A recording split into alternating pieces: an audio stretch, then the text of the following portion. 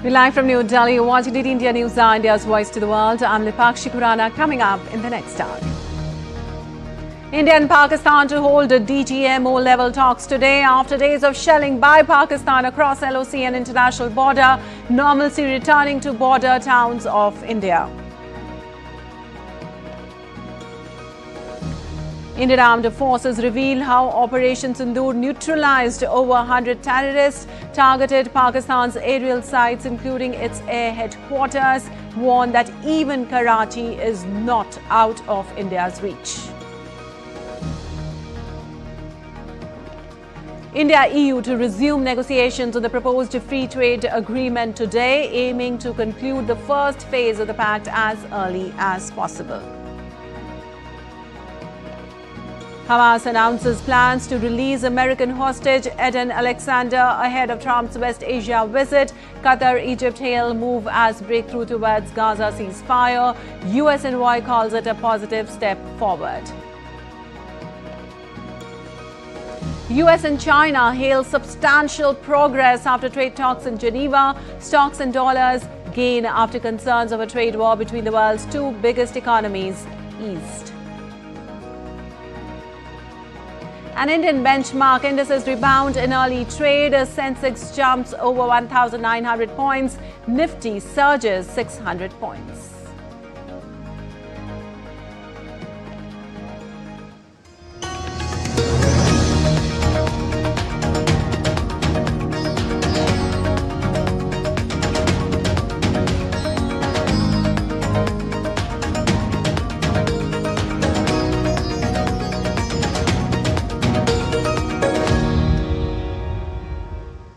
And on to the details now. After days of escalation between India and Pakistan, the DGMOs of India and Pakistan reached an understanding on halting all military actions and are set to hold talks on May 12th. Also in a high-stakes development, following the launch of Operation Sindoor, the Ministry of Defence held a joint press conference on Sunday to brief the nation on the operation's progress and strategic outlook. Addressing the media, DGMO Lieutenant General Rajnathsingh said that those strikes across those 9 terror hubs left more than 100 terrorists killed. Those strikes across those 9 terror hubs left more than 100 terrorists killed, including high-value targets such as Yusuf Azhar, Abdul Malik Rauf and Mudassir Ahmed that were involved in the hijack of IC-814 and the Pulwama blast. The line of control was also violated soon after by Pakistan, and the erratic and rattled response of our enemy was apparent from the number of civilians, inhabited villages and religious sites such as Gurudwaras that were unfortunately hit by them, leading to a sad loss of lives. The Indian Air Force played a major part in these strikes by engaging some of these camps, and the Indian Navy provided wherewithal in terms of precision munitions. Well, DGMO Lieutenant General Rajnathsingh also said that Pakistan flew drones and aircraft into our airspace all across the borders and made largely unsuccessful attempts to target numerous military infrastructure. Operation Sindoor was conceptualized with a clear military aim to punish the perpetrators and planners of terror and to destroy their terror infrastructure. What I do not state here, of course, is the often stated determination of India and its intolerance to terror. Well, addressing the media, Air Marshal A.K. Bharati said that the aim of the 7th of May strikes was to target terrorists and their infrastructure, not any other infrastructure, especially not Pakistani civilian or military establishments. We carefully selected the targets, and out of the 9 selected targets, the target systems that were given to the Indian Air Force were the notorious training camps at Bhavalpur and Muridke, these being further from the international boundary. Through critical target system analysis. We analyzed what was to be done to annihilate these targets and plan to engage these targets with precision air-to-surface guided munitions so as to avoid collateral damage. On the 7th, our objective was to address these two terrorist camps, and that we did with precision. And thereafter, we maintained a robust air defense posture, because remember, our objective was to target the terrorists and terrorist infrastructure, not any other infrastructure, not the Pakistani military, not the Pakistani any other infrastructure. All right, we have Nandita Dagar joining us from New Delhi for more on this. Well, Nandita, Ministry of Defence held a joint press conference yesterday to brief the nation on the operations progress and strategic outlook. Tell us more about that. Yes, hi Lipakshi. Today at 12 noon, which is about 2 hours from now, our Director General of Military Operations, Lieutenant General Rajiv Ghai, will be holding a hotline telephonic conversation with his Pakistani counterpart, Major General Kashif Abdullah. Now, who are DGMOs? DGMOs are the point men or nodal officials of the military. In fact, our DGMO is representing not just the Director General of Army Operations, but also the Navy and Air Force Operations also in these talks. As you know that on Saturday, there was an agreement that was reached with the Pakistani DGMO, which was announced around 3:35, and that I am getting a lot of background noise, Lipakshi. If our panel producers can rectify the fact that I am getting a lot of noise from the panel. And getting a lot of disturbance also. If that can be rectified, I would be grateful. Sure. Yes, so Lipakshi, as you know, on Saturday it was announced that it was the Pakistani DGMO who initiated this conversation with our DGMO and requested for a ceasefire to all kinetic hostilities. And following that, Pakistan did not live up to that ceasefire, because when 5 p.m. Indian Standard Time on Saturday, that ceasefire in shelling, firing from heavy caliber artillery guns, aerial intrusions by drones was supposed to come to an end by 5 p.m. Indian Standard Time on Saturday. But on Saturday night, again by 8 p.m. Indian Standard Time, we saw activity all across the Indian border with Pakistan, from J&K on the LOC, from Kupwara, Baramulla, Rajouri, Poonch, Mender, and in the frontier states of Punjab, Rajasthan and Gujarat. So certainly the 36 hours were given. So Pakistan, obviously, just like a deceitful and a rogue state which cannot be trusted, obviously violated that agreement. Yet it got a strong message from our Army and Air Force air defense system. All its drones were neutralized, and all its projectiles were rendered decimated, and they bit the dust, and they could not cause loss to civilian infrastructure. Therefore, Pakistan has now, as per the agreement reached on Saturday after 36 hours, that was on now it will be decided the longevity of these of this ceasefire deal that has been reached on Saturday. I am getting, Lipakshi, I am sorry to say, but there are a lot of voices on the panel which are actually coming into my ear and making it impossible for me to speak to you. Right, Nandita, we'll get back to you once after we solve that problem. Right now, moving on, India's Defence Minister Rajnathsingh on Sunday praised Operation Sindoor, asserting that the Indian armed forces have delivered a decisive blow to anti-India elements inside Pakistan. He also said Operation Sindoor was not just a military action, but a symbol of India's political, social and strategic willpower.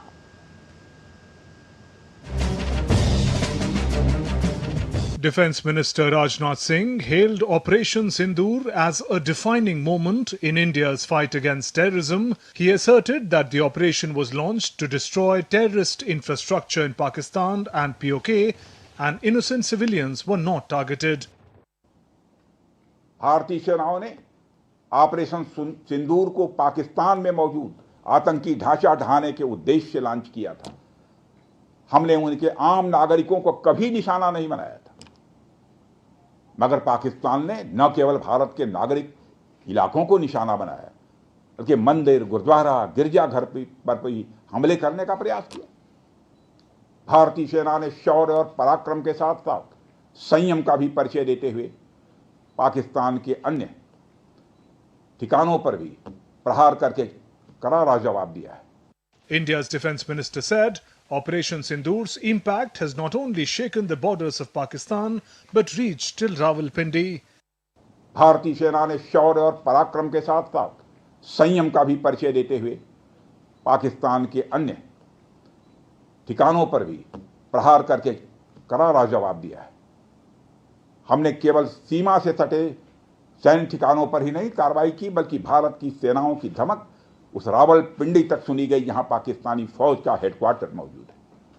Defence Minister termed Operation Sindoor as a proof that whenever India acts against terrorism, even the land across the border is not safe for terrorists and their masters. Bharat में आतंकवादी घटनाएं करने और कराने का क्या अंजाम होता है, यह पूरे विश्व ने उरी की घटना के बाद देखा, जब हमारी सेना ने पाकिस्तान में घुसकर सर्जिकल स्ट्राइक की।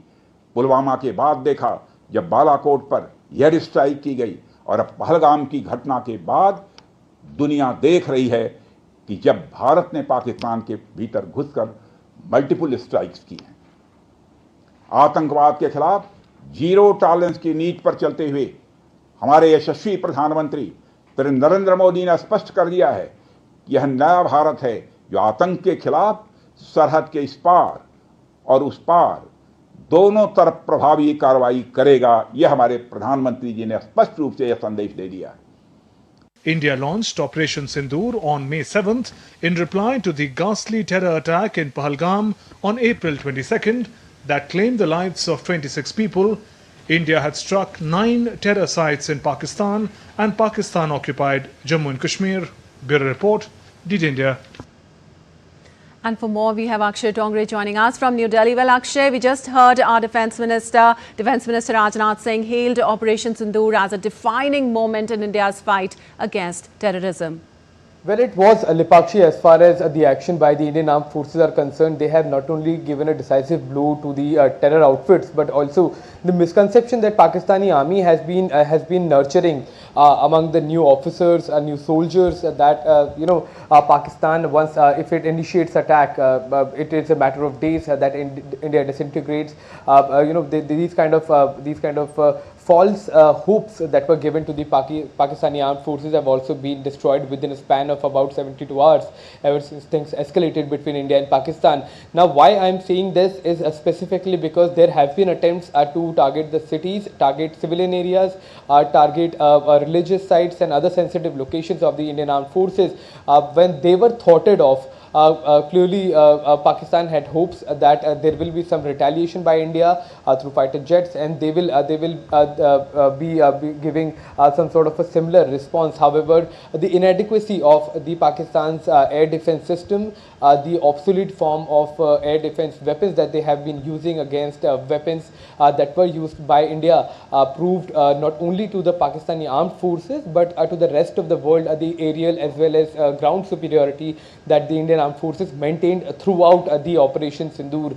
And while the armed forces are claiming that the operations will continue against terrorism, the government of India has clarified that any act, if it happens on Indian soil, that is traced back to Pakistan. Any act of terror will be considered an act of war, and that is a dire warning not only for the present situation but also for future. And this warning has not only been issued to Pakistan, but it has been given as a statement to the rest of the world that terrorism will not be tolerated, and anybody who sponsors it, who funds it, or even morally supports it from even across Pakistan's border, they will also be held accountable as far as these kind of incidents are concerned that have plagued the subcontinent for far too long.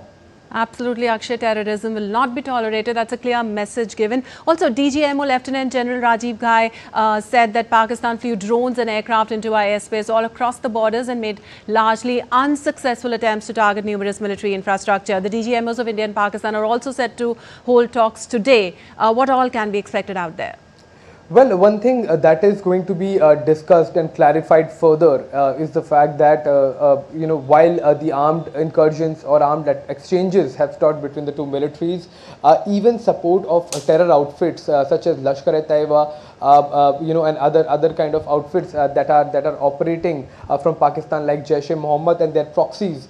Even if Pakistani army or the ISI supports them, that will also be constituted an act of war. That is that has been conveyed to Pakistan earlier. That will be once again reminded to Pakistan that it's not just cross-border infiltration. It's not just any kind of funding to terror organization or armed exchanges with the armed forces that is going to be that are not going to be tolerated, but also the intelligence services of India are day and night, in fact, monitoring the situation that is evolving inside Pakistan, because at this point, given the fact that India has hit the air bases of Pakistan, in fact 11 air bases have been hit within a span of 24 hours. That is unprecedented anywhere in the world. The kind of aerial superiority as well as the superiority of technology that has been demonstrated is unmatched. So Pakistan has suffered a very, very massive blow as far as its delusions were concerned of having some sort of parity with the Indian armed forces. So that has been crushed, and in these situations we have seen that in Pakistan especially,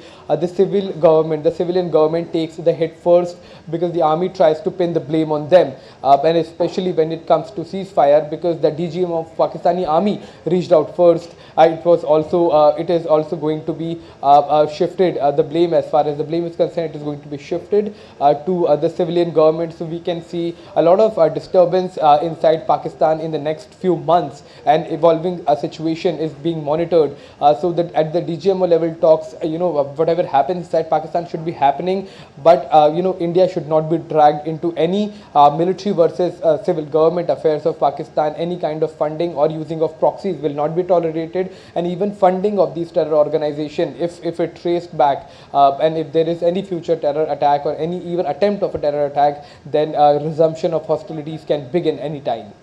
All right, evolving situation is definitely being minutely monitored. Thank you so much, Akshay, for all those details. And with markets reopening, normalcy is returning to border areas of India and Jammu and Kashmir, Punjab, Gujarat and Rajasthan, day after an agreement of understanding was reached between India and Pakistan. The security establishment also remains on alert. More details in this report. The situation in border areas of India is returning to normal a day after an agreement of understanding was reached between India and Pakistan. In Jammu and Kashmir, no drones, firing or shelling activity were reported during the intervening night of May 10th and 11th. In Srinagar, markets were bustling as shoppers returned. Calm also prevailed close to the line of control in Poonch and Rajouri. People resumed daily activities in several Punjab districts, including Firozpur and Pathankot. Markets have also reopened in Shaheed Bhagat Singh Nagar. Red alert continues in Amritsar district, with authorities urging residents to remain indoors and avoid windows. Power supply has been restored for public convenience. In Rajasthan, no hostile movements or airspace violations were detected overnight. The state's security establishment remains on alert. The situation also remained normal in Gujarat, where state headquarters and district administrations conducted a review meeting to assess and reinforce preparedness. Bureau Report, DD India. And for more, we have Amritpal Singh joining us from Punjab, and we have Lakshya Sen joining us from Jaisalmer. Well, Amrit, my first question to you. What's the scene like there in Punjab now? What's the update from there? Well, there were no aerial intrusions or any kind of, projectiles coming in from Pakistan last night. It was a peaceful night, though in the border districts there was no letting up in the guard by both the armed forces, the border guarding security forces or a paramilitary force, BSF, which guards the Punjab border, the Indo-Pak border at Punjab. Even the army, armed forces, which are deployed at a little depth, were on high alert. The district administration imposed blackouts for certain time for a couple of hours, and as a measure of abundant caution, people were asked to stay inside, away from balconies in the event of any kind of aerial intrusion into Pakistan. People are a little apprehensive given the fact that what they saw over the 8th, 9th and 10th, various drones, missiles, rockets landing up into their fields, their homes, causing damage to their even in residential areas, debris falling, causing damage, injuring people both in Firozpur and in Amritsar and some parts of Pathankot. But now the situation seems to be limping back to normalcy. Though restrictions have been lifted, schools will open from schools and colleges in Punjab, which were shut indefinitely, will open from tomorrow. So things are limping back to normalcy. Markets are opening up, and people are trying to adapt to normal life once again. All right, so situation limping back to normalcy out there. Lakshya, how are the circumstances there in Rajasthan as of now? As well said by my friend Amritpal, right here in Jaisalmer as well, the things are getting to normal. You can see behind me the market is bustling. People have been opening the shops, people are opening the establishments. Right here, the district administration is taking the charge and keeping an eye over the law and order. Apart from that, there was no violation across the borders last night.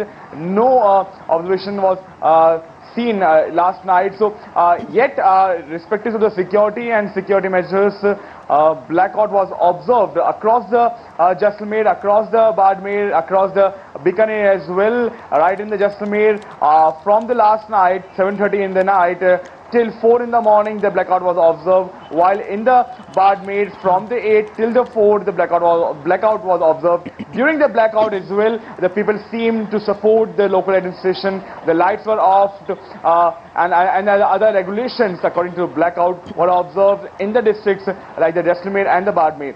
Importantly, the people are happy. The things are going to normal again. The Jaisalmer, which is quite known for its tourists and tourist places, it's very probable that within coming days, the Jaisalmer will be highlighted as one of the important tourist places once again, as the Sonadug receives a number of tourists yesterday and today as well. Importantly, currently the educational institutions across the Jaisalmer and Badmer are still shut down amid the security measures, but probably as the things are going normalized, the things are going to back to normal track, it's most probably that soon a new advisory and a new regulation regarding the schools might came up with the district administration and the local administration. So it's probable that schools and educational institutions might allow to be open, but right now there is no as such advisory, and currently the educational institutions are advised to be shut down. But most importantly, the Jaisalmer and the Badmer and the city centers of these districts are getting their life back. You can see behind me, I'm standing on the Hanuman Circle, that is the city center of the Jaisalmer.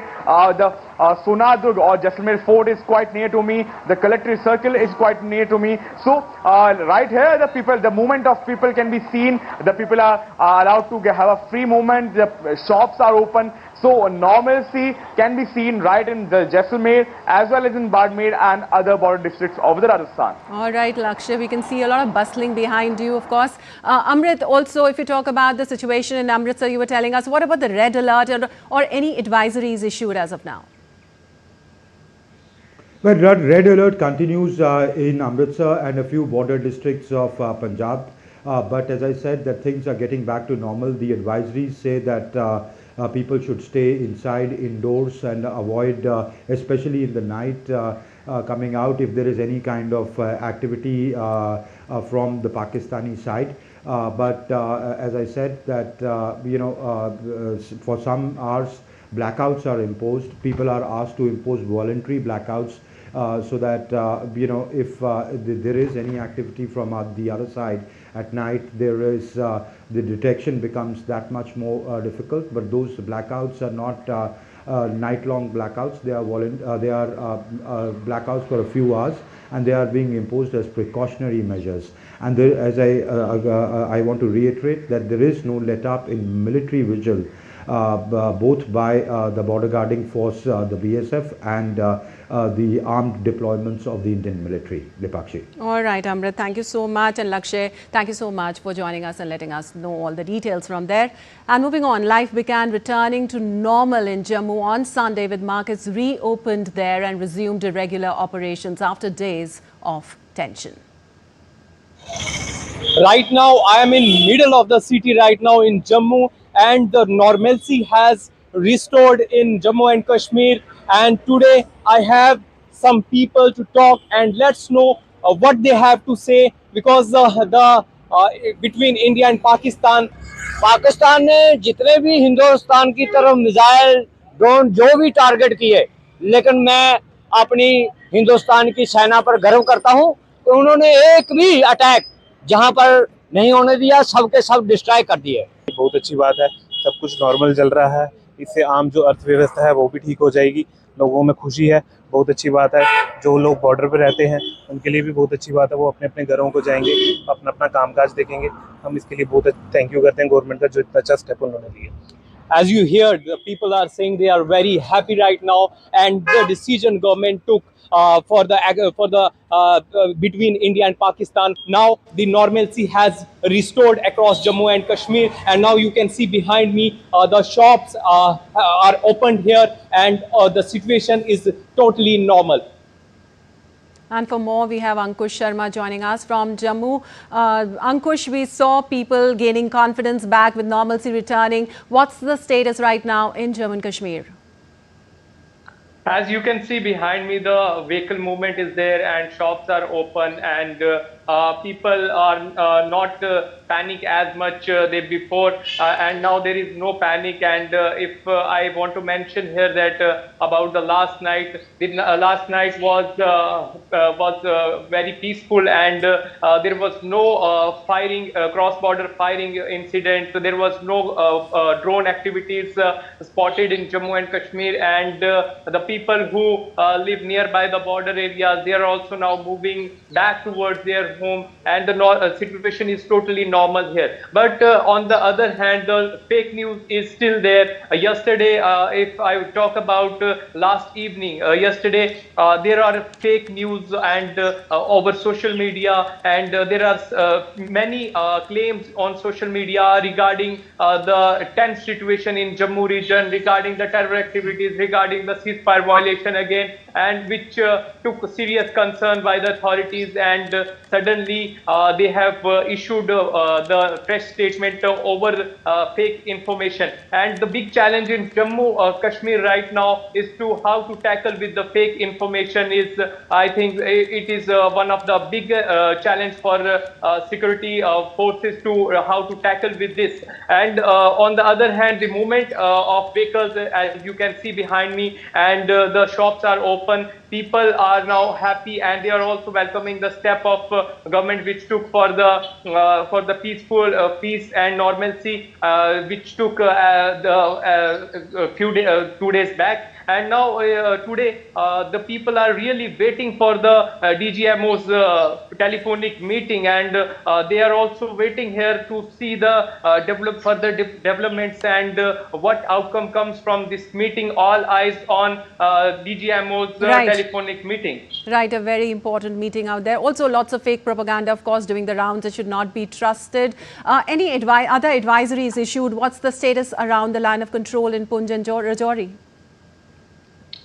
The Poonch and Rajouri, one of the most affected areas in Jammu region, and in Poonch and Rajouri, there is normalcy, and there is no need of panic. Administration is continuously telling to the people of border areas, and now the people are going back to their home in Rajouri and Poonch as well, and the situation is totally normal in Rajouri and Poonch also. As you asked about the advisory, there is still no fresh advisory by administration regarding anything, but yesterday night the blackout was also observed as a precautionary measure, and the schools, colleges and institutes are going to open soon. The sources are telling us, but today the schools, colleges and institutes is still closed in the region. All right, Ankush, thank you so much for all those details from there itself. And the Press Information Bureau's fact-check unit has refuted a series of misleading claims circulating on the social media. The government on Sunday dismissed as false social media reports about explosions in Udhampur and drones being spotted in certain areas of Jammu and Kashmir. Well, it said these rumors were being spread to create panic and urged people to rely only on official government sources for accurate information. All right, time now for a short break. We'll be back in a while.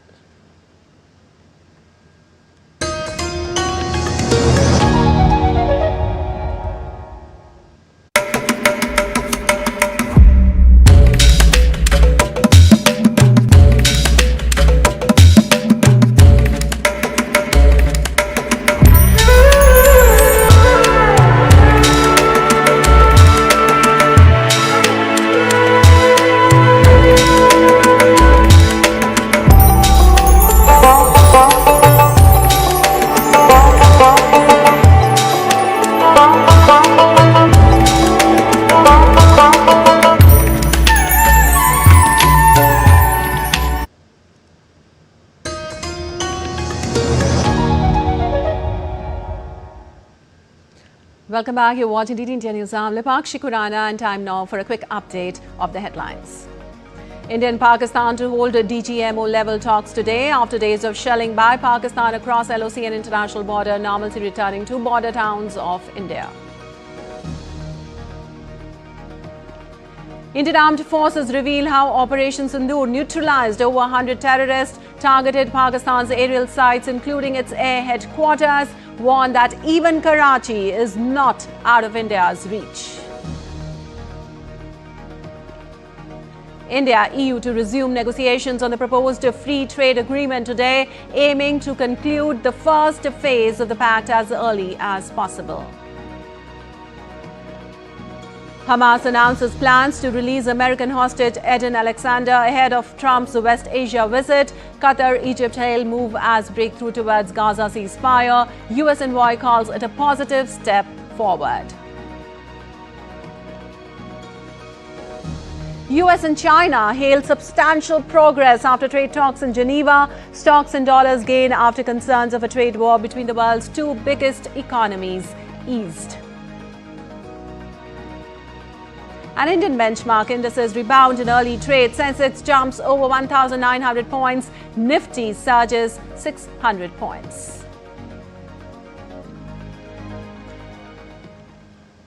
And moving on, at least 23 people were killed in 4 separate attacks on Saturday night in central Nigeria's Benue state, a Red Cross official confirmed on Sunday.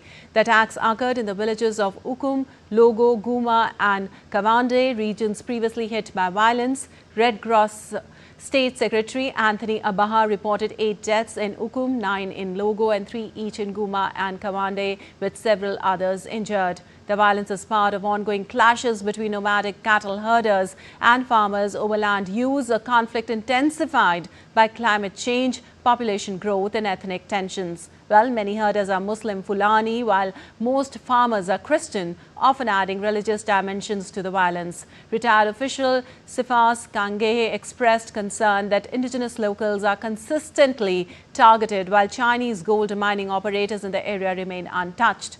The recent violence follows deadly attacks in nearby Plateau City state last month, which claimed over 100 lives, raising alarm across Nigeria's Middle Belt.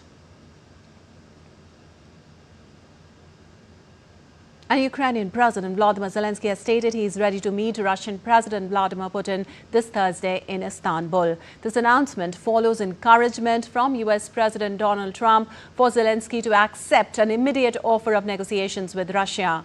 Well, Zelenskyy also reaffirmed that Kyiv's proposed ceasefire for Monday remains in effect and is awaiting a response from Moscow. In his evening address, he cautioned that Ukrainian forces are prepared to retaliate if Russia violates the proposed truce.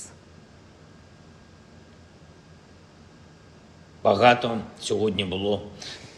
expect a ceasefire. The proposal for this is on the table. A complete and unconditional ceasefire, long enough to provide the necessary foundation for diplomacy, could bring peace much closer. I will be in Turkey this Thursday, May 15th, and I am expecting Putin in Turkey personally. Well, Iranian Foreign Minister Abbas Araghchi said the latest talks with the US to resolve disputes over Tehran's nuclear program were more serious and more straightforward than previous rounds, as the talks between the two countries came to a close in Oman on Sunday. Officials stated that further negotiations are planned after Tehran publicly insisted on continuing uranium enrichment.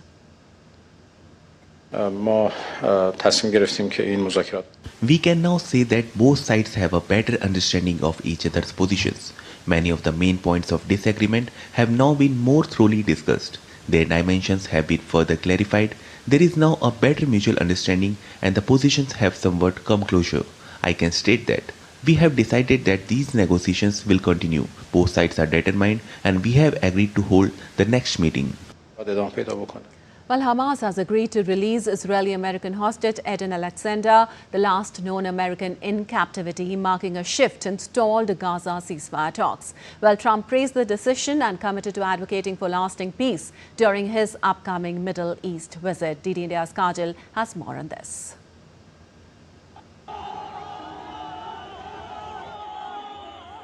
Hamas has agreed to release Israeli-American hostage Eden Alexander, believed to be the last surviving American in captivity. The announcement made on Sunday marks a turning point in the stalled Gaza ceasefire talks. The breakthrough is a key component of wider initiatives aimed at ending the conflict. In a joint statement, Qatar and Egypt described Hamas's decision to release Eden Alexander as a promising move that could help revive Gaza ceasefire negotiations, which have been at a standstill since March. Dan is a great guy, Jersey boy, all-American kid, great swimmer. Graduated from the high school like everybody else instead of college. Traveled to Israel, served in IDF. And found himself on the wrong spot in the wrong time. And here, 435 days later, we're here fighting for his return. US President Donald Trump hailed the decision, vowing to push for lasting peace. In a social media post, he said, "This was a step taken in good faith towards the United States and the efforts of the mediators Qatar and Egypt to put an end to this very brutal war and return all living hostages and remains to their loved ones." Trump is set to visit the Middle East this week. Israeli Prime Minister Benjamin Netanyahu stated that Israel did not agree to a ceasefire or release of prisoners with Hamas. Netanyahu's office added that the only commitment made was to establish a safe corridor for the release of Israeli-American hostage Eden Alexander. Hamas had released 38 hostages under a ceasefire that began on January 19th. In March, Israel resumed its military operations in Gaza after Hamas refused to extend the ceasefire without a commitment to end the war. Israel said it will maintain its military operations until all 59 hostages are freed. Bureau Report, DD India. Well, U.S. President Donald Trump announced a sweeping new pharmaceutical policy aimed at slashing prescription drug prices by up to 80% for American consumers. In a social media post, Trump declared the move would finally bring fairness to America, claiming prices would rise globally to align with reduced U.S. rates. Well, the plan, expected to be enacted by executive order on Monday, marks one of the administration's most aggressive actions on health care. Trump emphasized that the new policy would end years of what he describes as unfair pricing, where Americans pay significantly more than consumers in other countries. Also, while details of the proposal remains limited, the administration says it will pressure drug companies to standardize pricing worldwide. Also, critics warn the plan may face resistance abroad and raise international healthcare costs. Supporters also argue it could provide major relief for millions of Americans burdened by high medication expenses.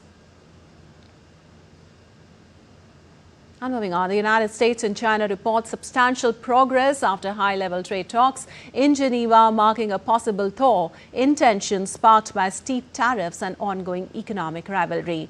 A joint communique is expected on Monday. More in this report by DD India's Antara Sinha. The United States and China announced substantial progress following weekend talks in Geneva aimed at easing tensions stemming from President Donald Trump's sweeping tariffs on Chinese imports. The discussions marked the first high-level face-to-face engagement between officials from the world's two largest economies since the tariff escalation, which saw U.S. duties on some Chinese goods reach 245%, with China retaliating at 125%.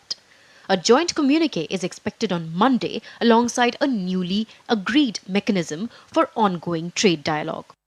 U.S. Treasury Secretary Scott Bessent called the discussions productive. Done in the spirit of cooperation, shared interests, mutual respect, and we look forward to sharing the details with you tomorrow morning. While China's Vice Premier He Lifeng echoed the sentiment, describing them as candid, in-depth and constructive. The two sides agreed on establishing a consultation mechanism for trade and economic issues, identified the lead persons on each side, and will carry on further consultation relating to trade and economic issues of their respective concerns. The two sides will finalize relevant details as soon as possible and will issue a joint statement that was reached at the meeting on May 12th. Both sides agreed to create a joint mechanism for regular and ad hoc communication on trade issues, according to China's trade representative. He promised a communique soon, teasing that if the dishes are delicious, timing is not a matter. The talks came after Trump hinted on social media at reducing tariffs to 80%, but the White House clarified any rollback would depend on Chinese concessions. The news sent cautious optimism through global markets and business circles. World Trade Organization chief praised the move as a significant step forward, saying it could bring relief to vulnerable global economies. The Geneva breakthrough follows US President Donald Trump's recent trade deal with Britain and indicate Washington's shift towards negotiated tariff relief. Bureau Report, DD India. Well, the US dollar rose in early Asian trading on Monday as markets welcomed signs of easing global tensions and a breakthrough in US-China trade negotiations. Investors now await further policy details and key US economic data, including Tuesday's consumer price index. Chris Weston of Pepperstone noted growing support for the dollar, particularly against the yen, euro and Swiss franc. The dollar index rose 0.2%, with the greenback gaining 0.3% against the yen to reach 145.85. Risk assets also saw modest gains amid the improving global outlook. Well, the contenders for South Korea's presidency kicked off their campaigns on Monday, vowing to revive the sluggish economy while navigating trade negotiations with the United States. Surrounded by a huge crowd of supporters, front-runner Lee Jae-myung from the Liberal Democratic Party rallied in the center of capital Seoul. South Korea will hold a snap presidential election on June 3rd to choose Yoon Suk-yeol's successor after months of political turmoil triggered by Yoon Suk-yeol's ill-fated effort to impose martial law. And millions of Filipinos heads to the polls on Monday for midterm elections, widely viewed as a gauge of the intensifying conflict between President Ferdinand Marcos and impeached Vice President Sara Duterte. Long queues formed early in Manila as voters elect officials for over 18,000 positions nationwide. However, the Senate race holds particular significance, with its results likely to impact the 2028 presidential election. Also, the 12 senators elected will make up half the panel in Duterte's impeachment trial later this year, a case that could disqualify her from future public office. Also, to keep her presidential hopes alive, Duterte must secure at least 9 votes in the 24-member Senate. 7 top Senate candidates were backed by Marcos, 4 supported Duterte, and 2 others, including Amy Marcos, were named honorary members of Duterte's PDP Liban party. And Albania held parliamentary elections with Prime Minister Edi Rama seeking a 4th term, campaigning on EU membership and facing corruption allegations. Results are expected by Tuesday. An exit poll showed Rama's party leading, but his rival Sali Berisha disputed the findings. Opinion polls have shown Rama winning up to 50% of the vote and Berisha up to 35%. Rama may need help from smaller parties to maintain his parliamentary majority. Well, Rama's popularity stems from economic growth and his image abroad, but EU membership promises face skepticism. And dozens of boxes with Nazi-related materials brought to Argentina in 1941 were rediscovered in the Supreme Court's archives during a record relocation on Sunday. According to the court, the 83 boxes had been shipped from the German embassy in Tokyo to Argentina aboard the Japanese vessel Nanemaru in June 1941. Their arrival raised concerns among authorities at the time, who feared the contents might threaten Argentina's stance of neutrality during World War II. All the German diplomats claimed the boxes held personal belongings. Custom officials opened 5 at random and discovered Nazi postcards, photographs, propaganda, and thousands of Nazi party notebooks. Also, a federal judge seized the items and referred the case to the Supreme Court. The materials have now been moved to a secure area, and the court has invited the Buenos Aires Holocaust Museum to assist in cataloguing and preserving the contents.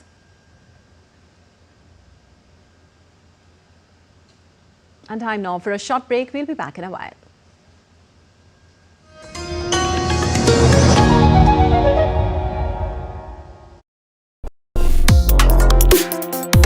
Complex issues, hidden agendas, twists and turns, strategic games. We think all dots are linked. We just need to connect them.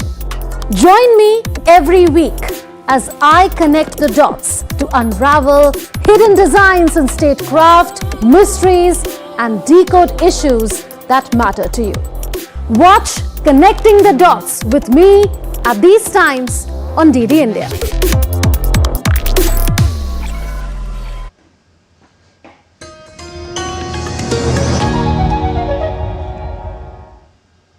Welcome back. You're watching DD India News. I'm Lipakshi Kuran, and on to some business news now. The Indian stock markets witnessed a sharp rally on Monday morning. The benchmark Nifty 50 index registering a gain of 2.77% surge. The BSE Sensex also reflected rise by around 2.61%, a sharp jump of over 1,900 points. Sectoral indices reflected widespread buying interest.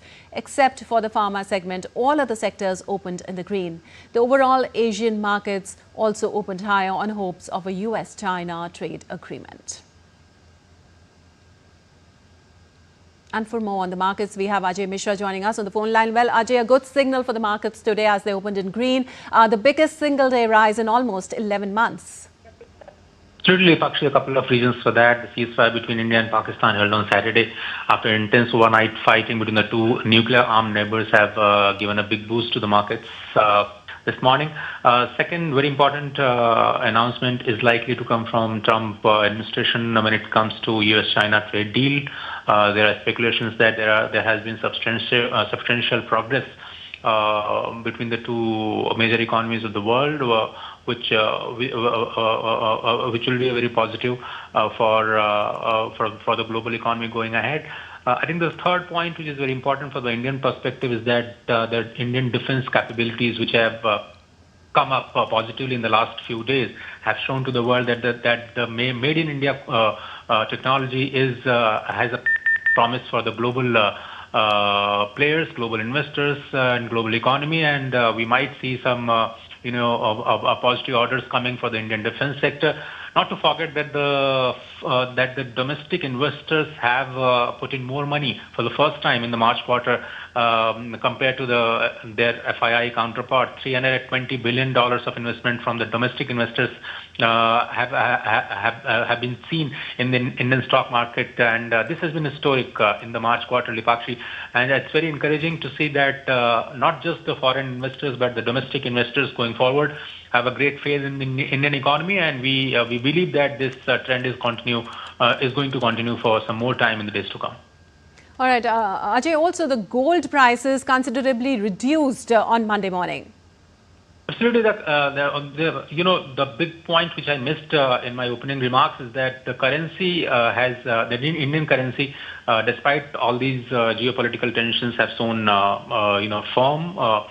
firmity in the last few days, and it was more or less stable against the dollar.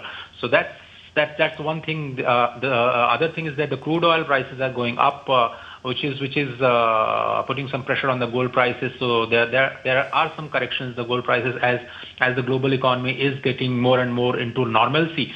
So the funds are moving from bullion market to other forex market, including the equity markets all over the world. So you will see the redistribution of wealth, redistribution of savings. As in the case, not just in the case of India, but the global money is going to be distributed amongst several financial instruments, not just gold, which was shining because of the sheer pressure and tension between different parts of economies all over the globe. All right, Ajay, thank you so much for all those details. And you're watching DD India News Hour. Time now for some sports news. The Taliban has banned chess in Afghanistan due to religious concerns as it continues its opposition to various forms of entertainment and sports. The chess-related activities are on hold indefinitely in Afghanistan. Officials from the Taliban-led Ministry of Sports confirmed the suspension of chess activities on May 11th, stating that the sport will remain banned until suitable responses are found regarding religious concerns. Taliban has also dissolved the Afghanistan Chess Federation, terming the game forbidden. The decision follows a growing trend of restrictions imposed by the Taliban on cultural, social and sporting events in Afghanistan. An Olympic medalist, Neeraj Chopra, will compete at the Doha leg of the prestigious Diamond League on May 16th. Chopra will have the company of 3 other compatriots as India will have maximum representation at the event. Chopra will be joined by Kishore Jaina in the men's javelin throw event. The other 2 Indians in the fray are Gulveer Singh, who is making his Diamond League debut in men's 5,000-meter event, and Parul Chaudhary in the women's 3,000-meter steeplechase. Neeraj Chopra won the 2023 edition of the Doha Diamond League and finished 2nd last year. And India's Karishma Sanil won the javelin throw title at the UAE Athletics Women Gala in Dubai. 24-year-old Karishma Sanil topped the 3 women field with an effort of 53.33 meters. Aliaza Tariq of the United Arab Emirates and Harshita Sehrawat claimed the next 2 places. The women's long jump saw Indian athlete Ansi Sojan come 2nd with the season's best effort of 6.54 meters. Asian Championship silver medal winner Shahili Singh came 3rd with a leap of 6.48 meters. In other events, India's Momita Mondal claimed a 2nd spot in the 200-meter race, while Niharika Vashisht finished 3rd in women's triple jump event. And Day 9 of the Khelo India Youth Games get underway in several cities of eastern state of Bihar on Monday. Athletes compete in multiple sports such as badminton, basketball, athletics, gymnastics, hockey and others to bring laurels to their respective states. They will also showcase their talent in traditional sports like yogasan and kalaripayattu. The excitement peaks with medal events in weightlifting, kalaripayattu and badminton. Talking about the medal tally, Maharashtra leads with 80 medals, including 30 gold. Karnataka is at second place with 42 medals, followed by Rajasthan with 24 medals.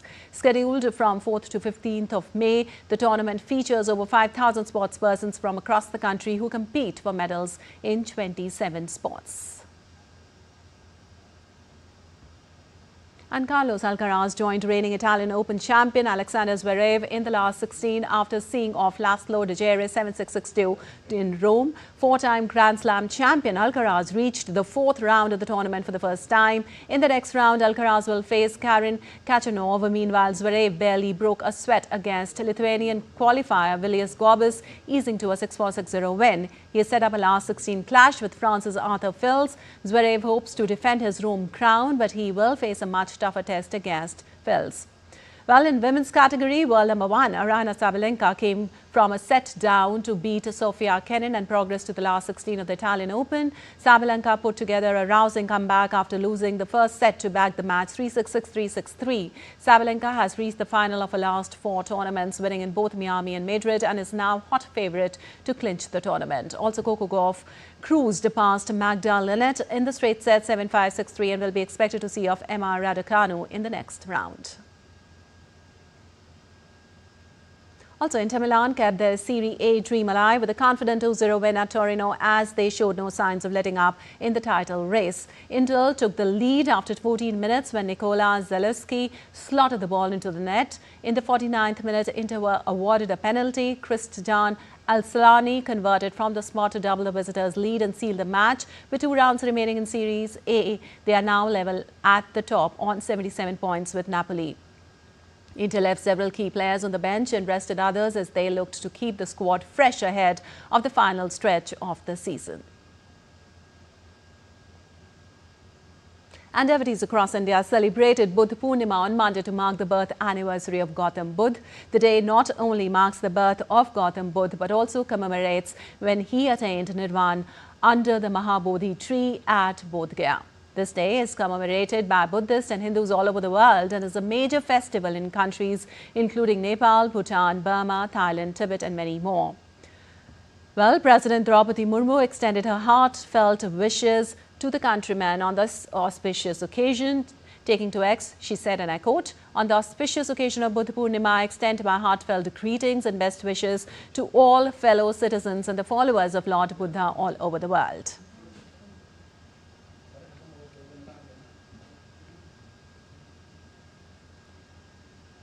Prime Minister Narendra Modi also extended wishes on the occasion of Budh Purnima and said that, and I quote, "Best wishes to all countrymen on Budh Purnima. Lord Buddha's messages based on the principles of truth, equality and harmony have been a guide for humanity. His life dedicated to sacrifice and penance will always inspire the world community towards compassion and peace."